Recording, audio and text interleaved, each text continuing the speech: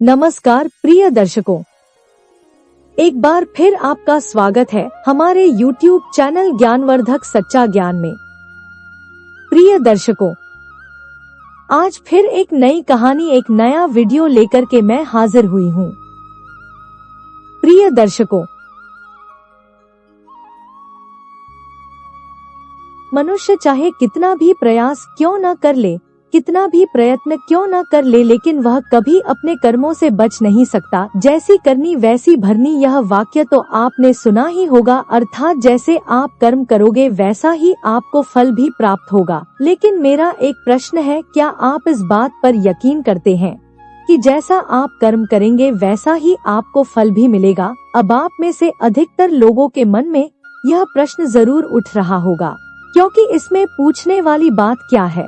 यह तो सत्य ही है कि जैसे हम कर्म करेंगे वैसा ही हमें फल भी मिलेगा। लेकिन एक बार के लिए आंखें बंद करके अपने आप से यह प्रश्न कीजिए, देखिएगा कि आपको इस प्रश्न का उत्तर स्पष्ट से नहीं मिल पाएगा। कहीं ना कहीं आपके मन में एक संशय जरूर होगा कि क्या यह बात सच है या झूठ। दोस्तों, आज इस कहानी से हम समझेंगे कर्मों का खेल। आखिर अच्छे कर्मों का फल अच्छा और बुरे कर्मों का फल बुरा कैसे होता है। बहुत समय पहले की बात है, किसी गांव में एक बहुत ही ज्ञानी पंडित रहता था। एक दिन वह अपने बचपन के दोस्त से मिलने के लिए दूसरे गांव में जा रहा था। उसका वह दोस्त बचपन से ही गूंगा और एक पैर से अपाहिज था। उस पंडित के गांव से उसके दोस्त का घर काफी दूर था। वहां जाने के लिए बीच बीच में कई सारे छोटे छोटे गांव पड़ते थे। पंडित रास्ते में अपनी धुन में चला जा रहा था। चलते चलते उसकी मुलाकात एक व्यक्ति से होती है।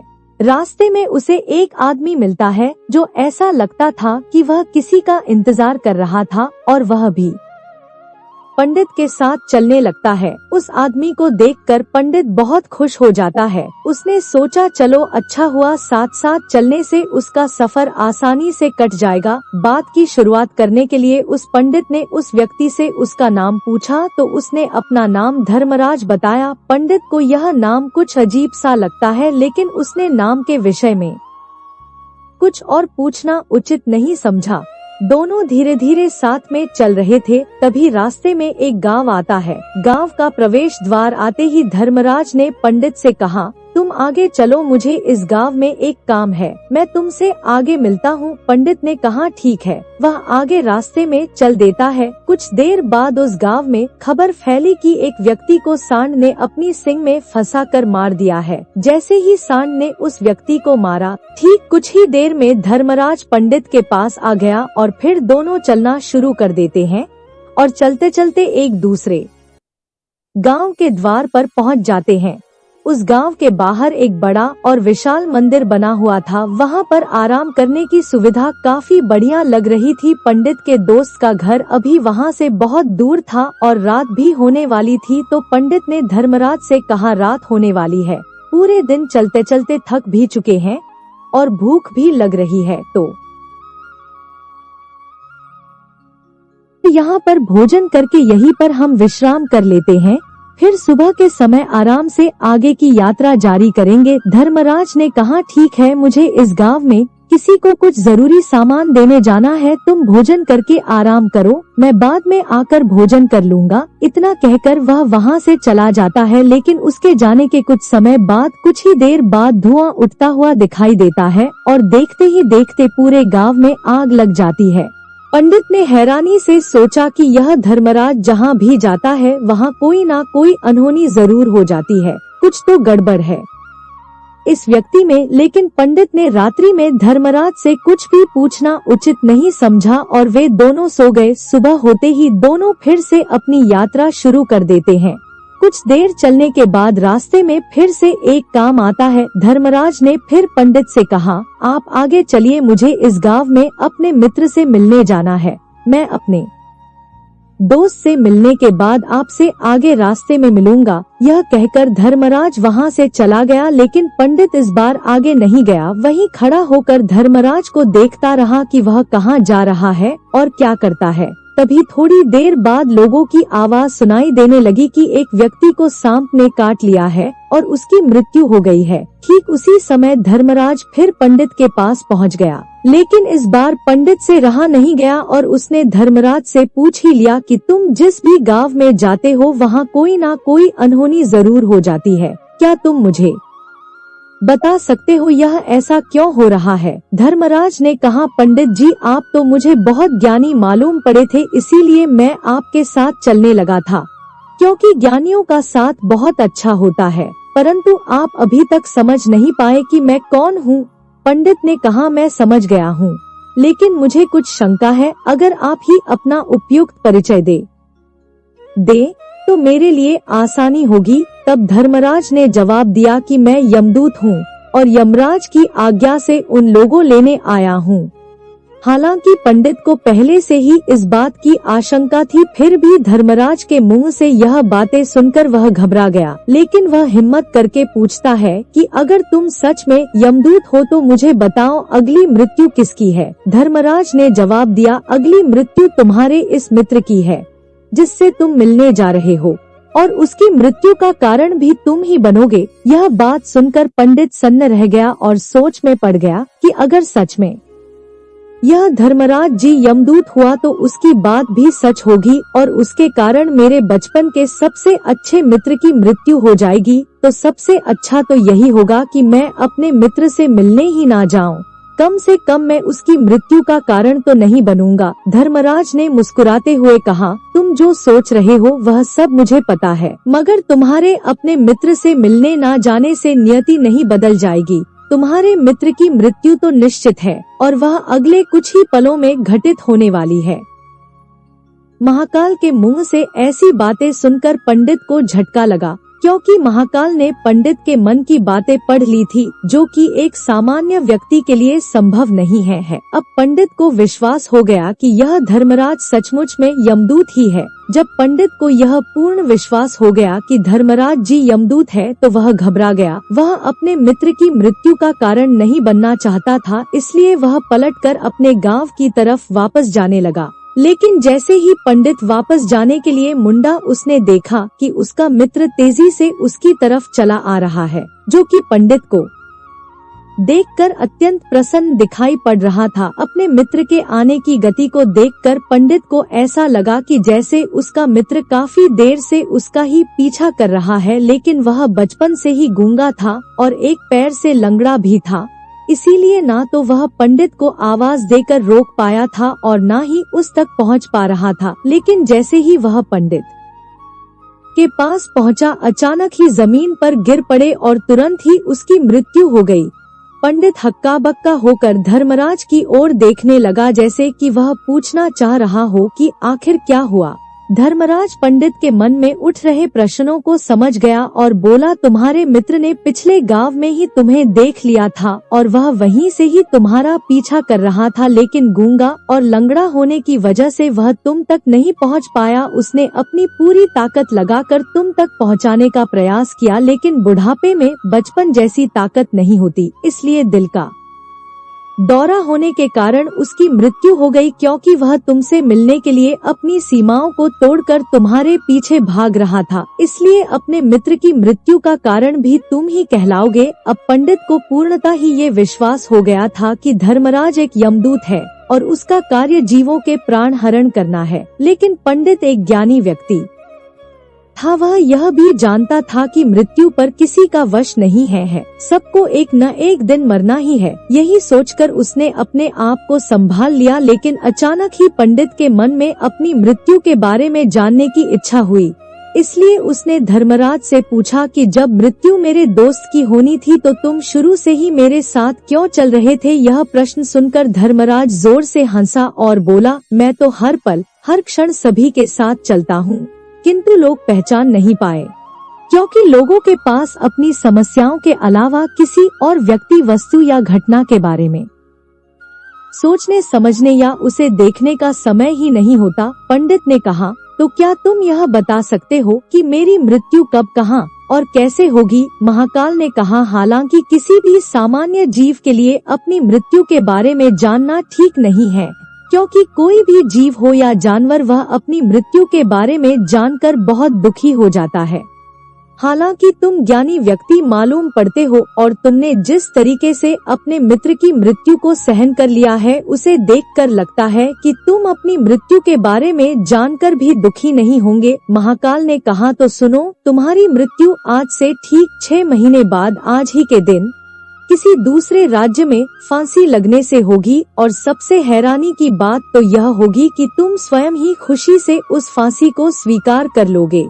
इतना कहकर धर्मराज वहां से चला गया, क्योंकि अब धर्मराज के पास पंडित के साथ चलते रहने का कोई कारण न था। इसके बाद पंडित ने अपने मित्र के शरीर का अंतिम संस्कार किया और यथाशक्ति उसके क्रियाकर्म करके अपने गांव वापस आ गया। लेकिन कोई व्यक्ति कितना भी ज्ञानी क्यों ना हो, अपनी मृत्यु के बारे में जानकर दुखी तो होता ही है और अपनी मृत्यु से बचने के लिए कोई न कोई उपाय करता ही है। पंडित भी वही किया, क्योंकि पंडित विद्वान था, इसलिए उसकी पहचान उस राज्य के राजा तक थी। पंडित ने सोचा कि राजा के पास तो कई सारे ज्ञानी मंत्री हैं, वह मेरी मृत्यु से संबंधित समस्या का कोई ना कोई समाधान निकाल ही लेंगे। पंडित यही सब सोचता हुआ राज दरबार में पहुंच जाता है और राजा से सारी घटना के बारे में बताता है। राजा ने अपने मंत्रियों को सारी समस्या बताई और उनसे सलाह मांगी। अंत में सभी ने विचार विमर्श करके कहा, अगर पंडित की बात सही है तो उसकी मृत्यु भी 6 महीने बाद ही होगी, लेकिन मृत्यु तो तब होगी जब वह किसी दूसरे राज्य में जाएगा।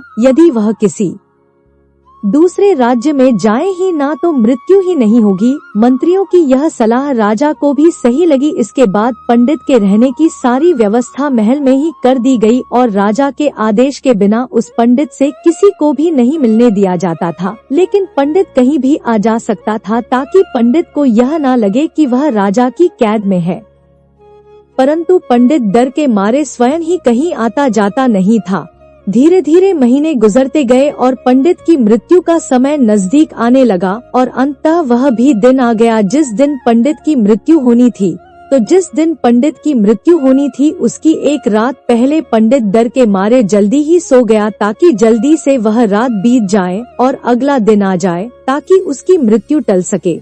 यही सोचकर वह जल्दी सो जाता है। लेकिन पंडित को नींद में चलने की बीमारी थी और अपनी इस बीमारी के बारे में वह स्वयं ही नहीं जानता था। तो फिर राजा, मंत्री या किसी और को इसके बारे में बताने का कोई प्रश्न ही नहीं उठता। पंडित अपनी मृत्यु को लेकर बहुत चिंतित था। वह पिछले कई दिनों से ठीक से सो भी नहीं पा रहा था और नींद में चलने की बीमारी भी तभी होती है जब व्यक्ति ठीक से सो नहीं पा रहा हो। तो उस रात भी पंडित को नींद में चलने का दौरा पड़ा। वह उठा और महल से निकलकर अस्तबल में गया। क्योंकि पंडित राजा का खास मेहमान था, इसलिए किसी भी पहरेदार ने उसे नहीं रोका और न ही किसी तरह की कोई पूछताछ की। अस्तबल में पहुंचकर वह सबसे तेज चलने वाले घोड़े की पीठ पर सवार होकर नींद में ही अपने राज्य की सीमा से बाहर दूसरे पड़ोसी राज्य में चला गया।